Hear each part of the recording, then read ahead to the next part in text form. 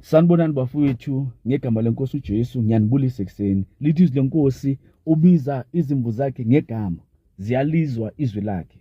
Uhamba phambili bese izimvu ziyalandela. Nezwi uJehova anginikeze lona.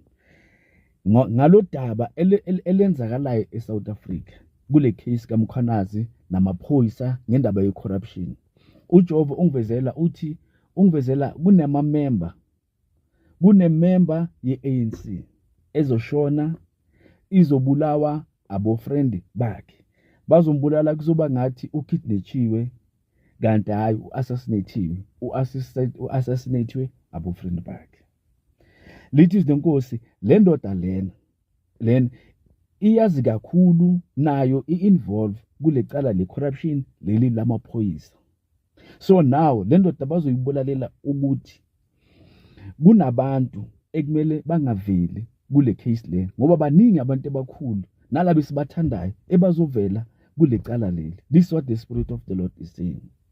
Okunye ungivezela ukuthi khona amajaji igebengu zamajaji, ungivezela ezi2 ezizovela nazo ezibenefitile kakhulu ngale corruption lena eyenzwa amaphoyisa.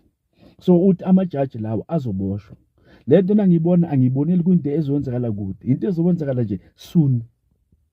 Ungivezela i-member of ANC edumile ibulawa abofriend bakhe, ukuprotect amagama wabanye abantu ukuthi bangaveli kule cala leli, ngoba nayo uzobe a-involve. Ungivezela igebengu zamajaji ezi2 ezibenefitile ngama-millions ngendaba yalento lena yale corruption eyenzwa amaphoyisa. This is what the Spirit of the Lord is saying. The Spirit of the Lord uthi ngindlulise le ndaba kuwo wonke umuntu ohlala eSouth Africa ukuthi ayibone lelo nto salena. And I'm also surprised from kwi-church fraternity angakeva nomuntu oyi-1 aphuma in public akhuluma ngale corruption eyenzwa amaphoyisa. Kwenzakalani ebandleni? Why ibandla lithulile kodwa thina angeke sithule? So khuluma without fear of favor, ngoba siyamthemba lona ongakithi ngaphakathi. Lithi izwi lenkosi, uJehova ngizwile ukukhala kwabantwana bami ngenxa yabacindezeli babo, uthi ngehlile ukuba ngibophule esandleni sabo. Praise the Lord somebody.